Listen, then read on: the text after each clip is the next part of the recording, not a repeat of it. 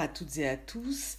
Et merci, un grand merci à l'ISM et à son directeur Dominique Avon de m'avoir convié à participer à ce cycle de conférences sur les contre-pouvoirs dans les régimes à référence musulmane.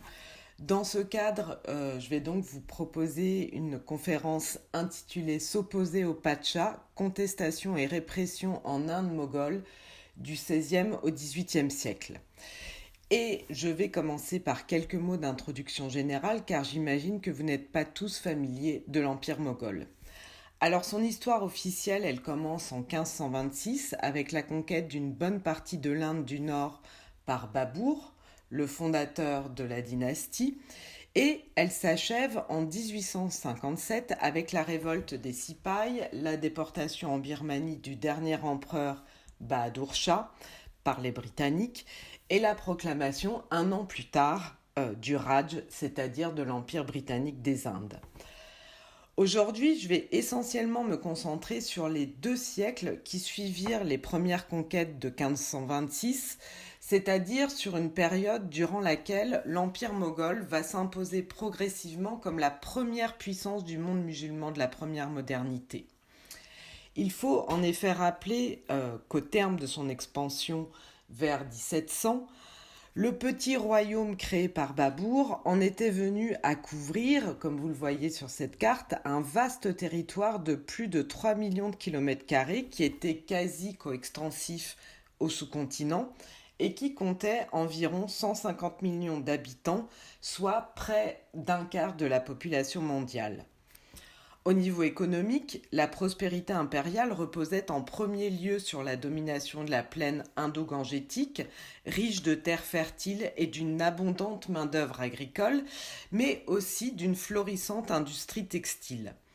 À partir du dernier quart du XVIe siècle, l'annexion du Gujarat à l'ouest et du Bengale à l'est permit en outre à l'Empire d'être pleinement connecté aux grandes routes du commerce international qui reliaient l'Europe à l'Asie, un commerce international que l'Empire alimentait d'ailleurs abondamment en épices, cotonnades et pierres précieuses. À son apogée, l'Empire moghol surpassait donc de loin, tant par sa taille que par les ressources matérielles et humaines qu'il pouvait mobiliser, ses 2 grands rivaux ottomans et safavides, le premier établi à Istanbul, le second en Iran. À ce cadre général, il faut encore ajouter plusieurs éléments d'analyse qu'il est important de garder en tête. Premièrement, les empereurs ou pachas moghols étaient des musulmans sunnites d'origine turco-mongole qui bénéficiaient d'une ascendance doublement prestigieuse puisqu'ils descendaient à la fois du mongol Genghis Khan, comme vous le voyez sur cet arbre généalogique simplifié, et du turc Timur, mieux connu en Europe sous le nom de Tamerlan. Par ailleurs, à partir du XVIe siècle, la dynastie s'indianisa en quelque sorte, puisque les empereurs devinrent des métis dont les mères étaient issues de l'élite guerrière des Rajputs hindous.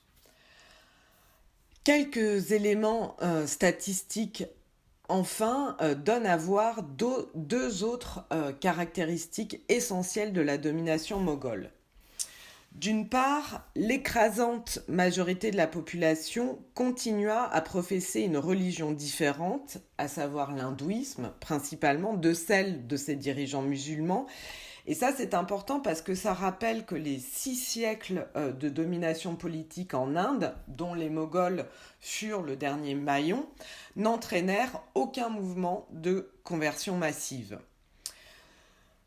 Deuxième point important, comme le montre ce tableau, le corps des dignitaires impériaux se caractérisait par une grande diversité ethnique et religieuse, une caractéristique qui renvoie à l'utilisation du cosmopolitisme comme instrument de gouvernement.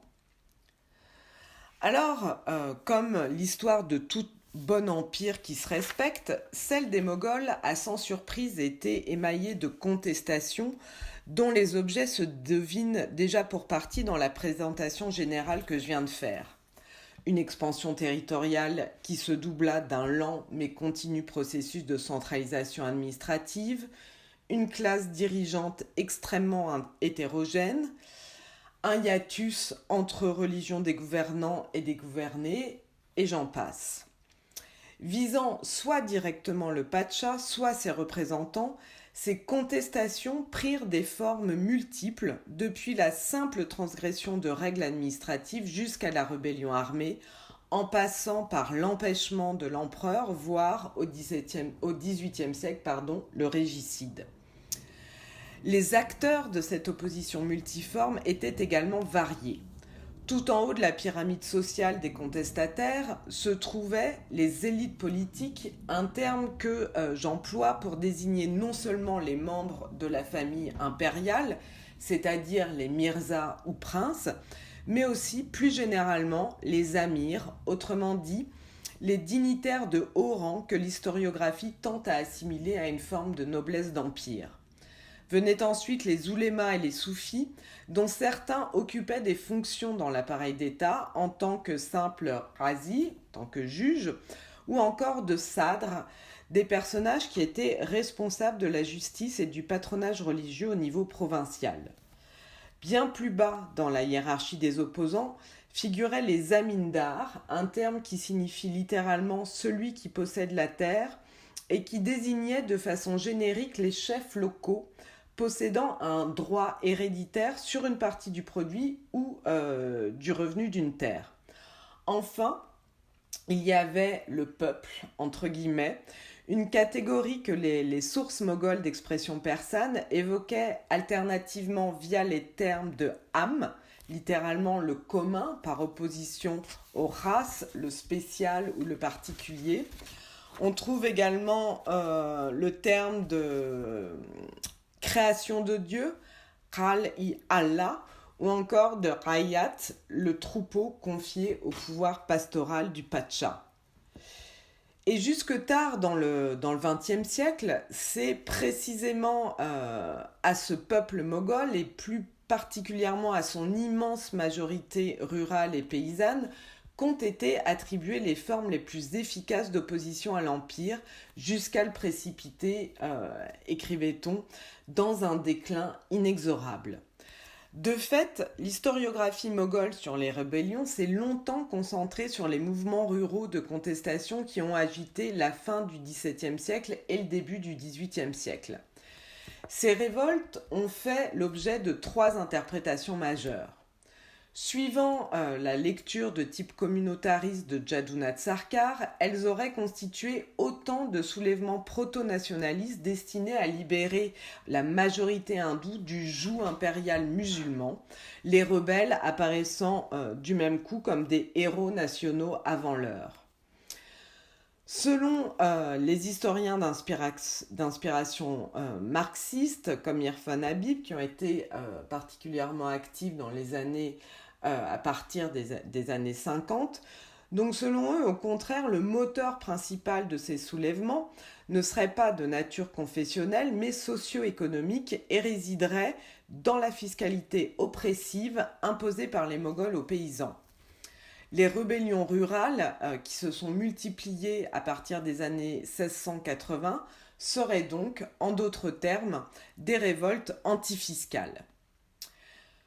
Dans les années 1980, enfin, d'autres spécialistes de l'Empire, tels que Muzaffar Alam, ont questionné l'assimilation de ces mouvements à des rébellions paysannes au vu de l'identité de leurs leaders, des chefs locaux, les amindars que j'évoquais il y a quelques instants, des chefs locaux donc enrichis par la Pax Mogholica, la paix moghole, et dont les soulèvements auraient avant tout visé à accroître leurs revenus, leur pouvoir et leur zone d'influence. Dans les années 2000, enfin, plusieurs travaux ont par ailleurs conduit à une réorientation de l'historiographie moghole sur les rébellions en direction d'autres acteurs et lieux de contestation. Dans l'ouvrage qu'il a consacré en 2012 aux princes de la dynastie, Mounis Farouki a notamment mis en lumière la variété des réseaux sociaux mobilisés par les princes dans leur course au pouvoir suprême, en particulier lors de leur révolte contre leur père ou leurs frères. Et de façon très intéressante, il envisage par ailleurs ces moments de rébellion, non pas seulement comme des forces de déstabilisation, mais aussi comme des événements participant à moyen terme au renforcement de la puissance impériale à un niveau tant spatial que social. Pour finir sur l'historiographie, il convient encore de mentionner les recherches menées par Najaf Haidar et Abhishek Kaiker sur une poignée d'émeutes urbaines dont on trouve la trace dans le premier tiers du XVIIIe siècle. Comme vous le voyez, donc, les pistes pour explorer les contestations dont l'impérium moghol a été l'objet au cours de ces plus de 3 siècles d'existence sont multiples. Et plutôt que d'affiner la typologie et l'historiographie de ces oppositions de façon un petit peu surplombante, ce que je vous propose dans le temps qui me reste, c'est de plonger avec moi dans 2 temps forts de la résistance au Pacha ou au régime qu'il incarnait. Bien que plusieurs options soient possibles, j'ai sciemment choisi 2 épisodes éloignés l'un de l'autre dans le temps et dans l'espace, mais tous 2 situés dans des régions qui s'imposeront à terme comme les plus importants foyers de population musulmane en Asie du Sud. Le premier a lieu dans les provinces orientales du Bihar et du Bengale, dont une partie est aujourd'hui située au Bangladesh. Et ce premier cas date donc du dernier quart du XVIe siècle.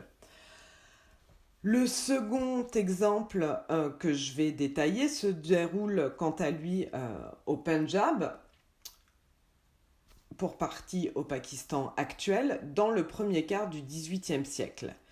Et si j'ai décidé de me concentrer sur ces 2 épisodes, c'est aussi parce que le profil et les motivations des acteurs de la contestation y sont très différents et offrent de ce fait une coupe assez représentative des formes majeures d'opposition auxquelles les Moghols furent confrontés. Le premier épisode se situe donc au tout début des années 1580 et se déroule au nord-est de l'Empire. Le Bengale et le Bihar étaient entrés dans l'orbite moghole environ 5 ans auparavant et les 2 nouvelles provinces faisaient alors plutôt figure de front avancé de l'expansion impériale. Parmi les Mansabdar, un terme qui signifie littéralement celui qui détient un rang et donc les dignitaires si vous voulez, donc parmi les dignitaires qui étaient postés dans ces provinces, nombreux étaient les officiers originaires d'Asie centrale, une région que les sources mogholes appellent également le Touran. Et donc parmi ces officiers centra-asiatiques, au sein de ce groupe, nombreux étaient les guerriers qui avaient porté la dynastie au pouvoir en 1526. Et 2 raisons expliquent la densité de leur présence dans les provinces orientales. D'une part, bien sûr, leur qualité militaire, essentielle à la poursuite de l'expansion vers l'Est. D'autre part, leur attachement à une certaine autonomie politique dont le 2e empereur moghol Humayun ainsi que son fils et successeur Akbar, le monarque qui régnait dans les années 1580, avaient déjà douloureusement fait les frais. Ça avait été donc le cas d'Humayun, le 2e empereur moghol, en 1540, lorsqu'il a échoué à obtenir le soutien de ses officiers centra-asiatiques contre les Afghans, des Afghans auxquels il avait dû céder le trône de l'Inde pendant près de 15 ans. Et Akbar fut à son tour confronté à une première rébellion des Touranis, moins de 10 ans après son accession au trône en 1556. Et comme on va le voir dans un instant, une bonne partie du programme qu'Akbar mit en œuvre durant son règne visait d'ailleurs précisément à réduire la dépendance du pouvoir royal vis-à-vis des émirs centra-asiatiques. Et c'est également la raison pour laquelle il les avait postés en masse, loin du centre de l'Empire, alors qui était ce centre névralgique qui était alors situé dans les environs d'Agra. Malgré ces précautions, c'est à nouveau de leur rang que partit la rébellion. L'étincelle fut en 1579-1580 l'arrivée au Bihar et au Bengale de nouvelles équipes d'administrateurs provinciaux bien décidés à appliquer sur le terrain le renforcement du contrôle des contingents armés des dignitaires. En effet, une partie du salaire des mansabdars était indexée sur le nombre de cavaliers qu'ils entretenaient pour le service du souverain. Et pour éviter les fraudes, il avait été décidé en 1574 que chaque officier devrait désormais présenter son contingent de cavalerie à l'inspection et faire marquer ses chevaux au fer. Et en cas de différence entre l'indice de paix et le nombre de cavaliers présentés, le mansabdar, le dignitaire, donc verrait son salaire diminuer d'autant. Considérant ces nouvelles règles comme humiliantes et coûteuses, plusieurs émirs touranis du Bihar et du Bengale prirent les armes en signe de protestation et entraînèrent dans leur sillage une large frange des mansabdars de la région. Et pendant près de 2 années, ponctuées de tentatives de négociation, les rebelles vont tenir tête aux troupes impériales, s'emparant de forteresses ou trouvant refuge dans les jungles du Bengale. De guerre lasse, les rebelles rendent les armes en 1582 et si les leaders de l'insurrection encore en vie sont exécutés, le gros des insurgés obtient quant à lui le pardon royal. Voilà donc grosso modo le tableau des événements qui ressort d'une première et rapide lecture des chroniques contemporaines. Un épisode qui n'a certes rien de très original dans l'histoire des royautés en terre d'islam, mais qui, dès lors qu'on le creuse davantage, apparaît comme un véritable condensé des contestations dont Akbar et plusieurs de ses successeurs ont été l'objet. Ce que je vais essayer de vous démontrer. Car, en fait, si les élites militaires centra-asiatiques se révoltèrent contre l'inspection de leurs contingents, ce n'est évidemment pas simplement en raison du caractère vexatoire ou dispendieux de la mesure, mais parce qu'ils virent dans cette dernière un assaut supplémentaire, un assaut de trop contre l'autonomie qu'ils revendiquaient. Tout comme initialement les Moghols eux-mêmes, les émirs touranis, comme je l'ai dit tout à l'heure, étaient en effet pétris d'une culture politique marquée par le modèle de souveraineté collective qui avait été incarné par Genghis Khan. Alors c'est vrai, les efforts de Timur Tamerlan avaient contribué à infléchir ce modèle dans le sens d'un renforcement de l'autorité royale, mais malgré tout, plusieurs des principes qui sous-tendaient cette culture continuèrent à avoir cours sous les premiers Moghols.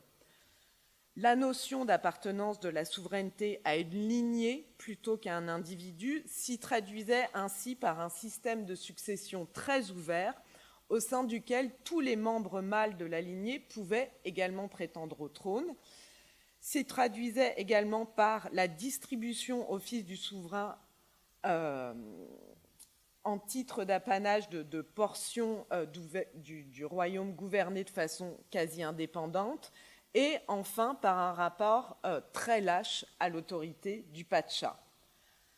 Alors, bien que Akbar en ait également été l'héritier, il n'a eu de cesse de prendre ses distances vis-à-vis de cette culture politique turco-mongole et des élites centra-asiatiques qui y restaient très fortement attachées. Et pour ce faire, il a eu recours à partir des années 1560 à 2 principaux expédients. L'élargissement du recrutement nobiliaire visait en premier lieu à diversifier les groupes sur lesquels le pouvoir pouvait s'appuyer. Et cet élargissement s'est traduit par la présence croissante dans l'appareil d'État d'Iraniens, mais aussi de toute une série d'acteurs locaux, qu'il s'agisse de musulmans ou d'hindous, de lettrés, de guerriers ou de scribes. Le second expédient, de nature administrative, avait pour but de faire de la noblesse un corps strictement hiérarchisé et subordonné au souverain. Comme je l'ai dit tout à l'heure, chaque dignitaire fut doté d'un mansab, c'est-à-dire d'un rang, et rémunéré par le biais de jagir, c'est-à-dire le droit de collecter l'impôt sur un territoire donné, un territoire dont la localisation variait en principe régulièrement pour prévenir justement toute tentative d'enracinement local. Et donc, lorsque les émirs centra-asiatiques du Bihar et du Bengale se révoltent en 1580, c'est donc pour protester à la fois contre la marginalisation de leur position dans l'Empire, dont l'élargissement du recrutement nobiliaire était porteur, mais aussi contre les réformes centralisatrices qui réduisaient leur marge de manœuvre locale, encore amoindrie par la récente introduction de l'inspection de leur contingent armé. Toutefois, ce qu'ils remettaient ainsi en cause, ce n'était pas tant la légitimité de la dynastie moghole à régner sur eux et à régner sur l'Inde, mais la forme de domination qu'elle était en train de mettre en place. En témoigne clairement l'appel à l'aide que les rebelles lancèrent à Mirza Muhammad Hakim, qui était le fils d'Humayoun, donc le deuxième empereur de la dynastie, et également le demi-frère d'Akbar, qui était l'empereur alors régnant. Ce Mirza Muhammad Hakim détenait précisément en apanage la région de Kaboul. Il en avait fait une entité de facto indépendante dans laquelle prévalait une culture politique beaucoup moins centralisée et une orthodoxie sunnite, je reviendrai plus tard sur ce point, auquel les Touranis, les émirs centra-asiatiques qui étaient établis en Inde, étaient, on l'a vu, fortement attachés. En d'autres termes, Kaboul constituait un pôle alternatif d'autorité moghole. Et comme le montrent bien les événements de 1580-1582, c'était aussi un danger menaçant l'intégrité territoriale de l'Empire indien. Peu après, en effet, que les insurgés eurent fait lire la khotba au nom de Mirza Muhammad Hakim, celui-ci lança ses troupes en direction de Lahore, qui se trouvait donc dans le royaume d'Akbar. Et plutôt que de se diriger vers le Bengale, qui était le centre névralgique de la rébellion, Akbar décide de prendre le commandement de l'expédition contre son demi-frère, donc de marcher vers le nord-ouest. Il réussit à le faire se retirer au-delà de Kaboul, qu'il occupe et qu'il va transformer en province impériale. La défaite du demi-frère d'Akbar, Mirza Muhammad Hakim, en 1582, puis sa mort en 1585, outre qu'elle a sonné le glas de la rébellion du Bengale et du Bihar, elle va également marquer un tournant majeur dans le régime successoral moghol ainsi que dans la nature même des mouvements de révolte ultérieurs. Dans le premier domaine, ces événements marquent en effet la fin du système d'apanage qui avait prévalu jusque-là. Désormais, les fils de l'empereur régnant furent intégrés, de même que l'ensemble des dignitaires du royaume, dans la hiérarchie administrative que j'ai déjà évoquée. Même s'ils formaient une classe exceptionnelle de mansabdars qui jouissaient de jagirs rémunérateurs, ils étaient, bien davantage que leurs aînés, soumis au contrôle du monarque et ils ne bénéficiaient plus d'une base territoriale stable qu'ils pouvaient gouverner à leur guise, comme Muhammad Hakim avait pu le faire. S'ils perdirent donc en autonomie, les princes virent en revanche leur accès au trône facilité, tout au moins relativement. Après 1585, le cercle des candidats à l'Empire fut de facto limité aux descendants directs du monarque régnant, sans toutefois qu'un principe de primogéniture fût établi.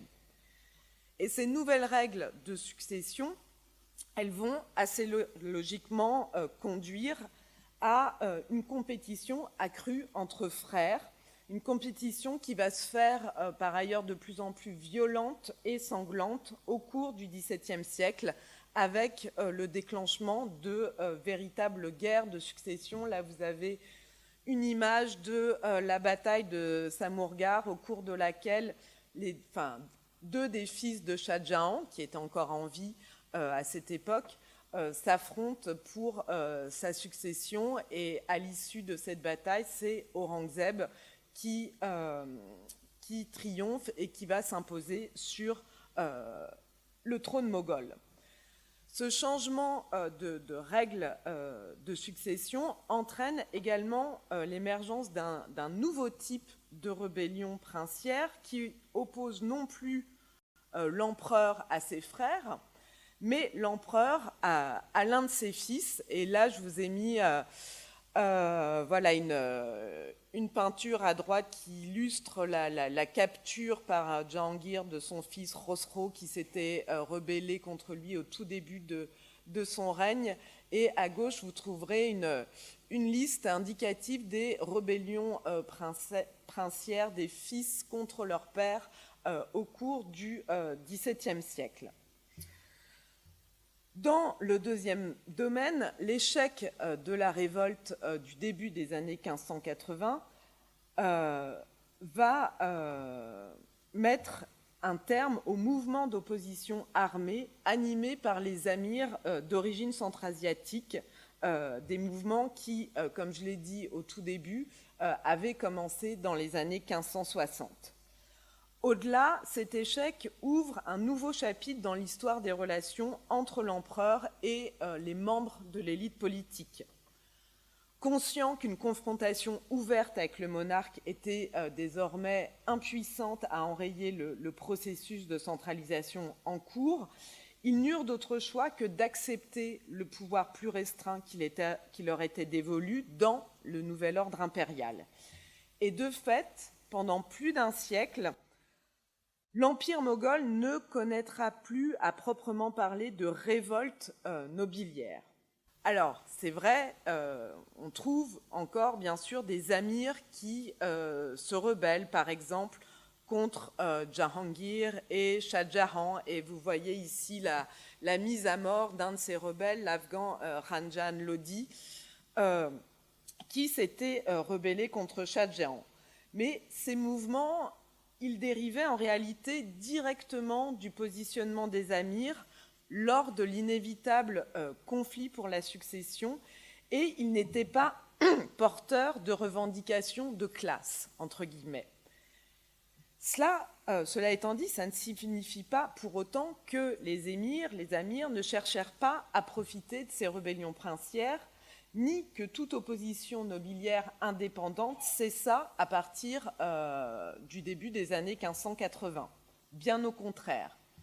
Cette opposition, elle se fit simplement moins frontale et plus souterraine, les amirs en poste en province entreprenant de contourner ou de détourner à leur profit les règles de gestion du royaume, au premier rang desquelles le transfert régulier des agents de l'État et la division des pouvoirs entre les principaux représentants du monarque en province. Il est enfin un dernier aspect du soulèvement de 1580-1582 qui mérite de retenir l'attention. Je parlais de sa dimension religieuse. Celle-ci, elle n'apparaît que très furtivement dans la dernière chronique du règne d'Akbar, l'Akbarnama, ou livre d'Akbar, qui a été composé à la toute fin du XVIe siècle par Aboul Fazl, qui était un proche conseiller, un ami et aussi un idéologue du monarque. Donc, au détour de cet Akbarnama, on apprend, par exemple, que parmi les supporters des rebelles figurait un certain Maulana Mohammad Yazdi, récemment nommé à Jaunpur à la tête des qazis de la province du Bihar. Le dit Moullah, coupable, nous dit-on, d'avoir diffamé Akbar et encouragé la cause des insurgés, fut arrêté et il mourut supposément accidentellement lors de son transfert depuis le Bihar, jusqu'à la cour, noyé dans la Yamuna. Ailleurs, toujours dans l'Akbarnama, au sein de la longue liste des causes qu'il avance pour expliquer la rébellion, Aboul Fazl mentionne brièvement la soulikoul, un terme généralement traduit par conciliation universelle et qui renvoie plus précisément à l'idéologie et à la politique religieuse promue par Akbar à partir des années 1570 en réponse à l'hétérogénéité croissante des populations et des territoires qui en étaient venus à constituer l'Empire.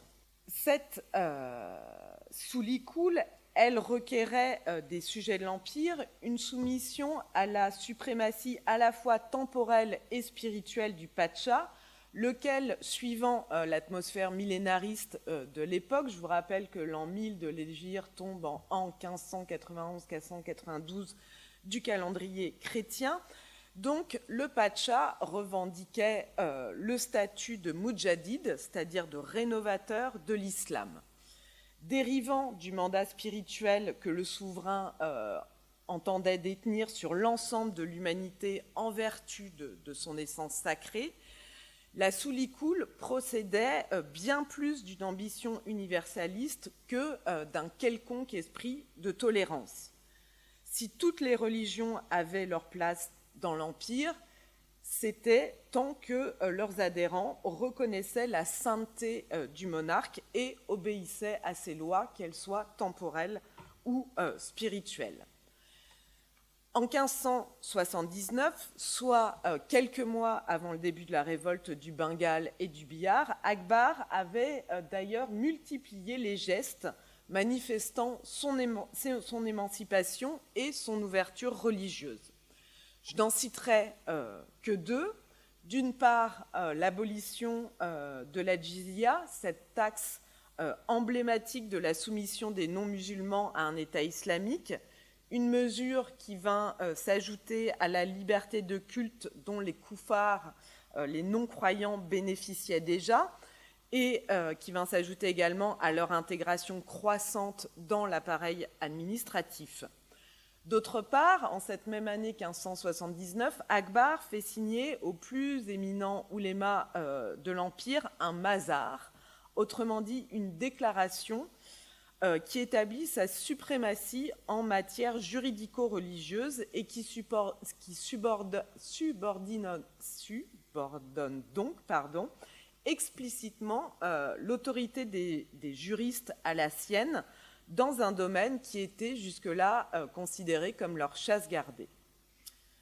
Sans surprise, ce double mouvement d'affranchissement et d'œcuménisme, si on peut dire, ne fut pas du goût de tous les oulémas et soufis du royaume, ni non plus d'une frange importante des élites militaro-administratives, soit que leurs convictions les portent vers une orthodoxie sunnite traditionnelle, soit qu'elles appellent de leur vœu des formes alternatives de tajdid, de rénovation de l'islam, que promouvait alors un certain nombre d'oulémas soufis. La source la plus explicite dont on dispose pour reconstituer les contestations issues des élites religieuses musulmanes durant le règne d'Akbar est le Muntarab al-Tawarir du lettré et dignitaire Abd-al-Qadir Badaouni. Alors bien que Badaouni ait passé de nombreuses années au service du souverain et qu'il ait par ailleurs participé à certains de ses projets controversés, comme la traduction en persan de l'épopée sanskrite du Ramayana, malgré tout, malgré sa participation à cette culture de cour, Badaouni fut un des plus grands pourfendeurs d'Akbar. On peut notamment lire sous sa plume que c'est parce que Maulana Muhammad Yazdi, le qazi de Jaunpur dont on a déjà parlé, avait en réalité émis une fatwa, une opinion appelant les musulmans à la révolte contre le monarque, qu'il fut exécuté. Badaouni raconte également comment Cher Abdun Nabi, ancien sadr en chef du royaume, qui avait été exilé à la Mecque en 1579 pour détournement de fonds. Comment donc ce personnage très important de l'islam institutionnel dans l'Empire s'empressa de revenir en Inde dès qu'il apprit que le prince Mirza Mohammad Hakim avait répondu à l'appel des insurgés. Manque de chance, il arriva au Gujarat, à Surat, après la bataille, et il fut exécuté peu après. Alors, Badauni fut bien évidemment loin d'être le seul lettré à prendre le qalam contre Akbar, mais il est indéniablement celui dont les critiques sont le plus massivement parvenues jusqu'à nous. Au départ, pourtant, l'œuvre de ce musulman indien semblait promise à un rapide oubli. Étant donné la vigueur des attaques que le Muntarab contenait, Badauni prit en effet soin d'écrire sa chronique sous le manteau, et celle-ci ne commença à circuler timidement qu'après sa mort, au milieu des années 1610. Et très peu de temps après, en fait, elle est proscrite par le successeur d'Akbar, son fils Jahangir. Et on apprend, suivant un chroniqueur du XVIIIe siècle, que dès que Jahangir, le nouvel empereur, prit connaissance des sarcasmes de Badauni à l'égard des revendications et des orientations spirituelles de son père, non seulement il fait arrêter le fils du lettré et piller sa demeure, mais il interdit également aux libraires de Delhi de vendre ou d'acheter l'ouvrage. Quoique cette interdiction n'ait apparemment pas empêché le Muntarab al-Tawarir de circuler, ce climat de censure a sans doute été un des principaux facteurs qui a conduit les oulémas et les soufis à garder un silence prudent concernant le leadership spirituel revendiqué par Akbar et également par son fils Jahangir. Par contre, plusieurs de ces oulémas et soufis, notamment les tenants d'un islam rénové, purgé de ses dérives accommodationnistes et fidèles à l'exemple mohammedien, plusieurs d'entre eux, donc, ne se privèrent pas de condamner l'ouverture religieuse qui prévalait dans l'Empire moghol depuis le début des années 1580. Mais dans ce domaine également, et face à la puissance de frappe de ce qu'on pourrait appeler la nouvelle orthodoxie moghole, la prudence resta largement de mise, et les maktubat, c'est-à-dire les lettres, les recueils de correspondance, vont s'imposer comme un mode privilégié d'expression de la critique, plus ou moins virulente suivant les cas. Chez les plus modérés, comme le revivaliste cher Abdallah Muhaddis Dillavi, l'épître pouvait être destiné au souverain lui-même et tenter de le réorienter sur la voie juste par le biais de l'admonition. Chez les plus radicaux, comme le plus célèbre cher Ahmad Sirindi, les missives étaient exclusivement adressées aux disciples et aux émirs sympathisants. Et ces missives, elles avaient par ailleurs vocation à circuler largement à des fins prosélytiques, au risque d'attirer l'attention, voire le courroux impérial. Et c'est précisément ce qui va arriver à Sirindi à la fin des années 1610, à la suite de la diffusion trop large du premier volume de ses maktubat, c'est-à-dire donc de sa correspondance. Outre que dans ses lettres, il affirmait être le Mujadidi al-Fisani, c'est-à-dire le rénovateur du deuxième millénaire de l'islam, et entrait ainsi directement en concurrence avec la figure messianique du Pacha, Sirindi se livrait également dans certaines de ses lettres à une critique en règle de la politique religieuse de la dynastie. Je vous laisse lire, par exemple, ce qu'il écrivait à l'un de ses principaux disciples vers 1616-1618. Face à ces écrits, la réaction impériale ne se fait guère attendre. Sirindi est convoqué à la cour en 1619. Il échoue à se justifier et il est emprisonné pendant 1 an avant d'être placé en résidence surveillée à la cour. En 1623, il est autorisé à regagner sa ville natale de Sirhind, au Pendjab, où il semble avoir mené une existence de reclus jusqu'à sa mort 1 an plus tard. Il convient, pour finir sur ce premier cas d'étude, de se demander ce que furent à plus long terme les conséquences de l'opposition d'une partie des oulémas soufis aux orientations politico-religieuses de la dynastie.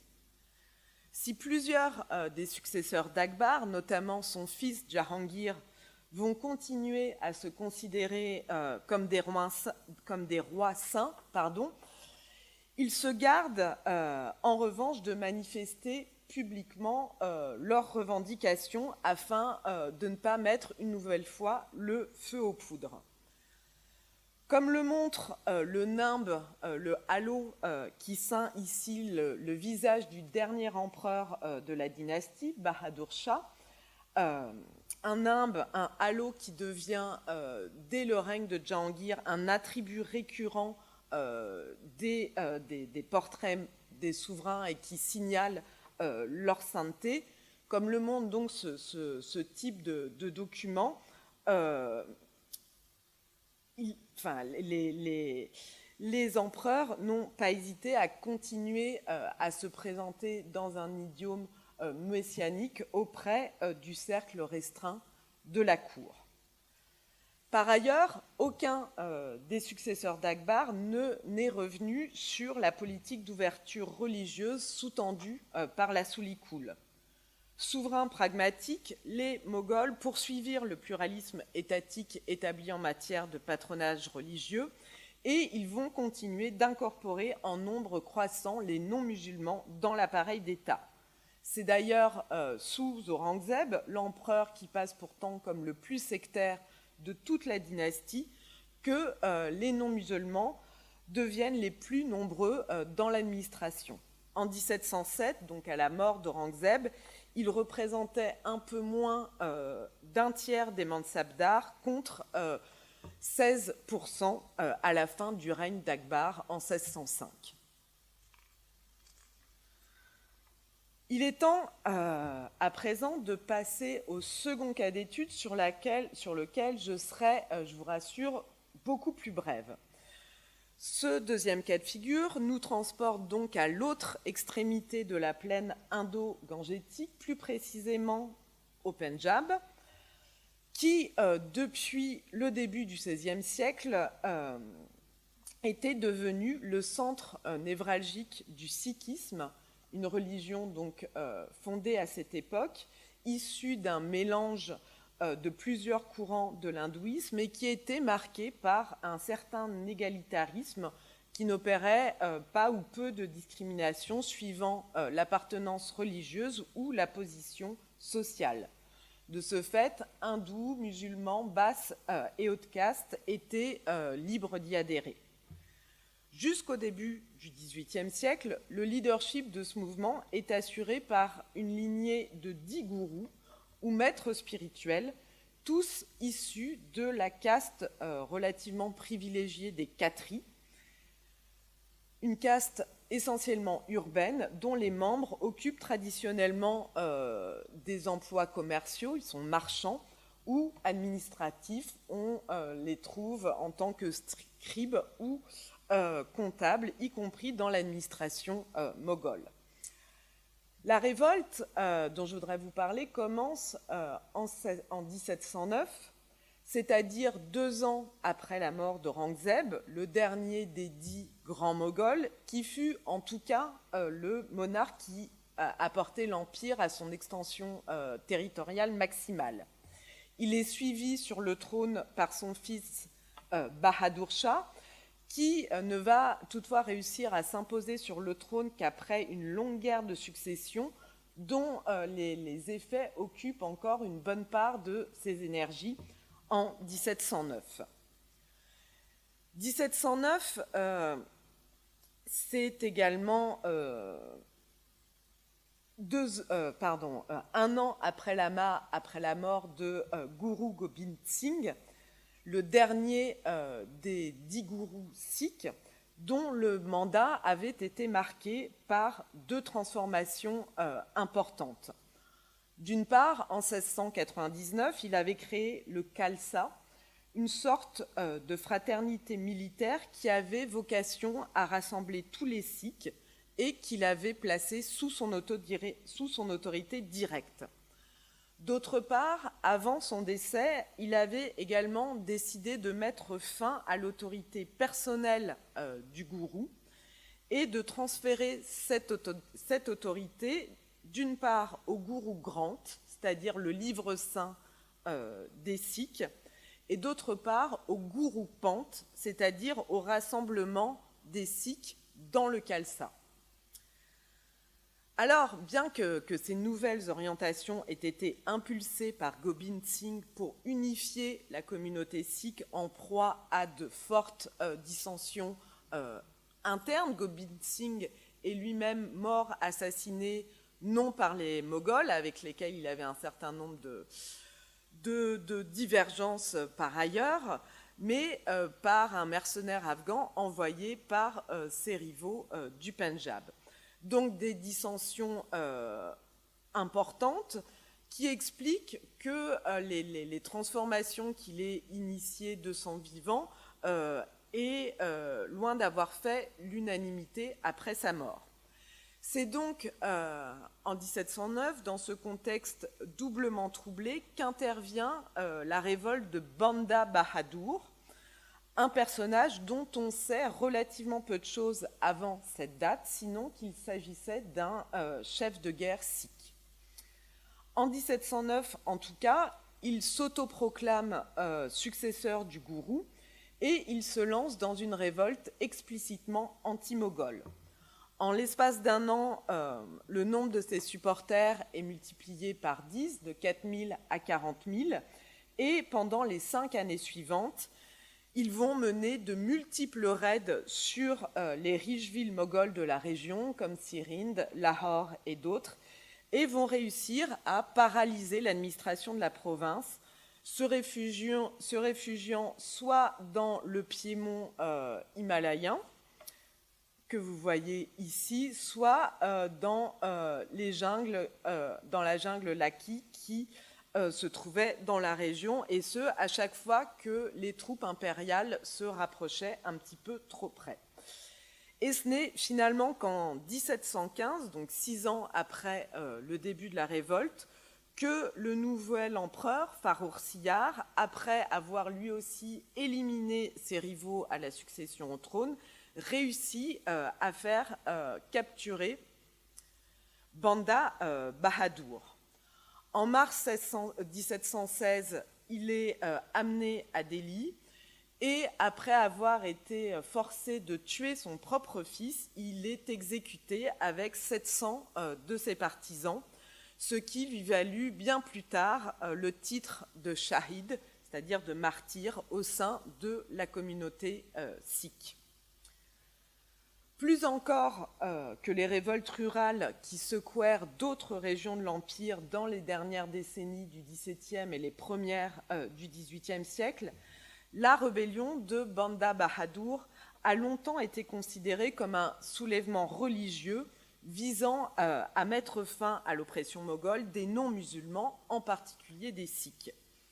À l'appui de cette interprétation, des historiens comme Ganda Singh ont mis en avant plusieurs éléments. Le premier est bien évidemment le fait que les rebelles étaient des non-musulmans, essentiellement des Sikhs et dans une moindre mesure des hindous. Il y a d'autre part les symboles du pouvoir indépendant mis en place par Banda Bahadur, notamment le fait qu'il ait frappé monnaie et utilisé un sceau qui portait les noms de Guru Nanak et de Guru Gobind Singh, c'est-à-dire le premier et le dernier gourou sikh. Il y a enfin et surtout les efforts de Banda Bahadur pour présenter sa révolte comme une dharma yuddha, c'est-à-dire une guerre sainte, et rallier ainsi à sa cause les hindous, notamment les puissants rajas du Rajasthan voisin, et ce, dans le but de former un front uni contre l'oppresseur moghol. Alors, il est certain que Banda Bahadur usa abondamment de la rhétorique religieuse au cours de sa révolte, mais ça ne signifie pas pour autant que ce positionnement porta ses fruits. De fait, ni les grands rajas du Rajasthan, ni les nombreux clans Rajput qui peuplaient les campagnes du Pendjab ne vont répondre à ces appels à la croisade. Certains préfèrent garder une prudente neutralité, tandis que d'autres se joignent aux officiers moghols dans leur lutte contre les insurgés. De façon plus significative encore, c'est la division qui prévaut au sein même de la communauté sikh face, d'une part, au leadership autoproclamé de Banda Bahadur, mais aussi à la rébellion qu'il a initiée. Et de fait, il va échouer très largement à obtenir le soutien des Khatris, cette caste urbaine de marchands et d'administrateurs dont était issue la lignée des gourous sikhs, et dont les activités vont sensiblement souffrir des raids des rebelles sur les villes mogholes du Pendjab. En réalité, outre les membres du Khalsa fondé par Gobind Singh 10 ans plus tôt, le gros des partisans de Banda Bahadur étaient des Jats. Ces Jats, ce sont des anciens pasteurs nomades originaires de la région du Sindh, à l'ouest du Pendjab, qui, depuis leur installation dans cette région, avaient adopté un mode de vie sédentaire basé sur l'agriculture, tout en conservant leur tradition martiale. Nombre d'entre eux avaient embrassé le sikhisme au XVIIe siècle, mais plus rares étaient ceux qui avaient franchi le pas de s'affilier au Khalsa. L'autre trait commun de la majorité de ces Jats, à l'orée du XVIIe siècle, c'était leur appartenance au quartile inférieur et médian de la société paysanne. Certains étaient de simples agriculteurs, mais d'autres s'étaient élevés au rang de petits amindars, profitant de petits chefs locaux, profitant de la prospérité économique que la région avait connue au XVIIe siècle, pour investir et mettre en culture de nouvelles terres. Dans de nombreuses zones, toutefois, ce processus d'expansion s'est heurté aux ambitions d'autres groupes ethniques locaux, essentiellement des Afghans et des Rajputs, majoritairement musulmans, il y a des Rajputs musulmans, et qui, pour certains de ces groupes, bénéficiaient par ailleurs du patronage des Moghols. Alors, est-ce qu'on doit conclure de ce que je viens de vous dire, de la prédominance des paysans et des amindars Jats parmi les partisans de Banda Bahadur, que la rébellion qu'il mena était en réalité animée par des revendications essentiellement socio-économiques auxquelles le sikhisme n'aurait finalement que servi de plateforme. Bien que le facteur socio-économique ait joué un rôle majeur dans l'insurrection, il n'est, pas plus que le facteur religieux, univoquement explicatif. Comme l'ont démontré Muzaffar Alam, que j'ai déjà cité, et à sa suite Purnima Dhawan, on trouve en effet des paysans et des amindars Jats dans chacun des camps adverses. Et il semble bien que le soutien que les Jats apportèrent à la révolte fut avant tout proportionnel au degré de tension qui les opposait localement à d'autres groupes ethniques. Autrement dit, dans les zones où les Jats étaient confrontés à la volonté expansionniste de rivaux Rajput ou Afghans, ils rejoignirent les rangs de la rébellion. Et dans les territoires où ce n'était pas le cas, ils s'abstinrent au contraire de participer au mouvement. Quelles furent, pour finir, les conséquences de la révolte et de la répression qui s'ensuivit? À l'échelle du Pendjab, d'abord. C'est sans doute l'intensité de la violence compensatoire exercée par les Moghols qui eut à terme le plus d'impact.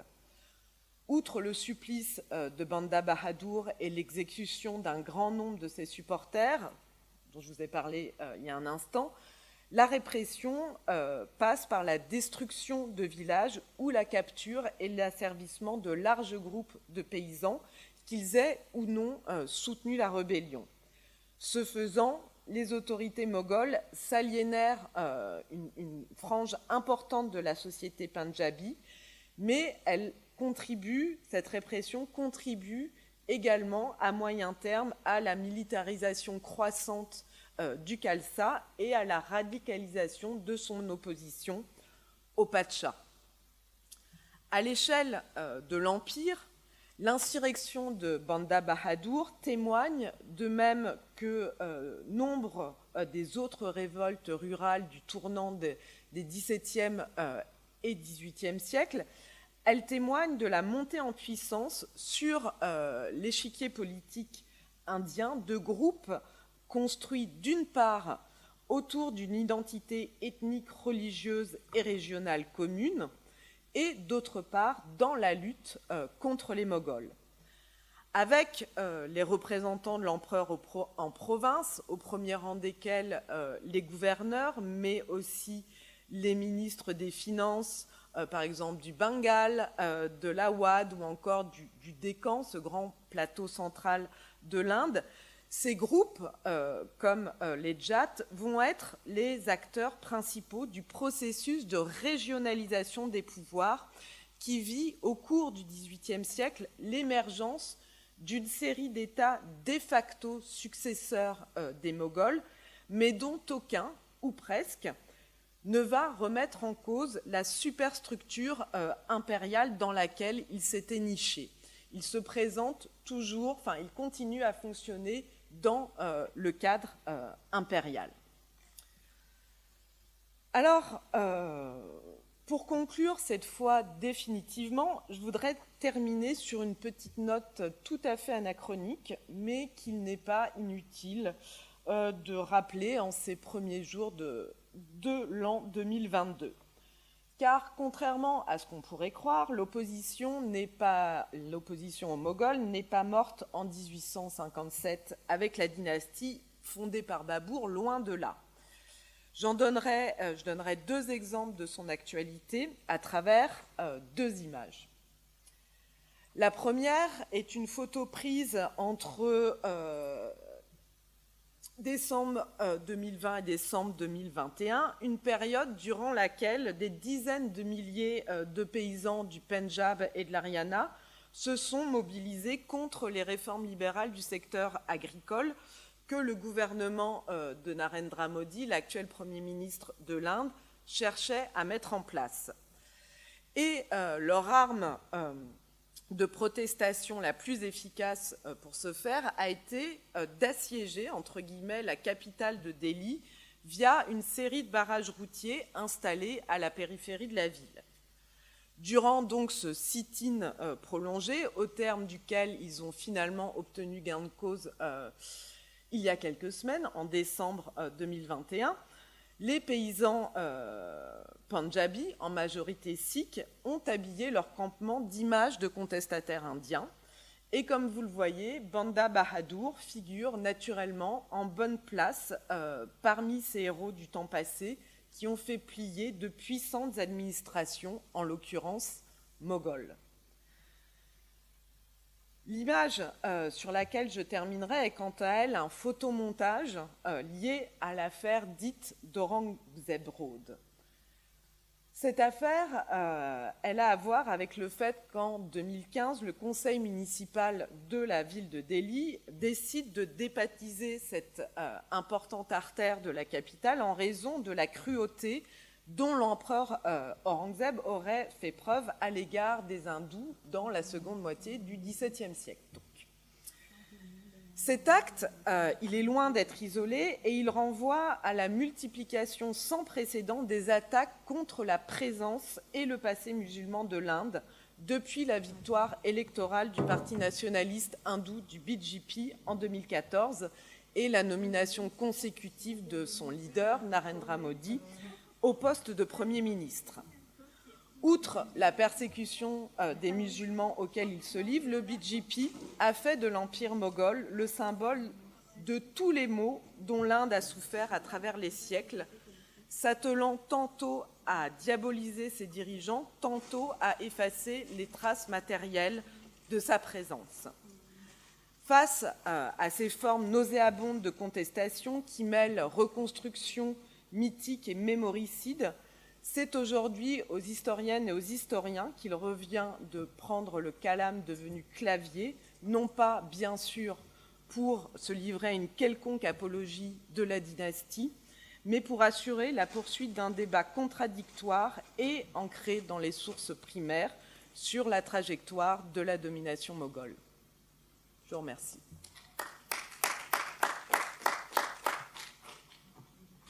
Merci beaucoup, merci mille fois Corinne Lefebvre pour cette présentation très synthétique, claire, articulée sur les deux temps et sur la complexité et la complémentarité des motifs pour lesquels on pouvait contester, ou on a pu contester, l'autorité moghole entre le XVIe et le XVIIIe siècle.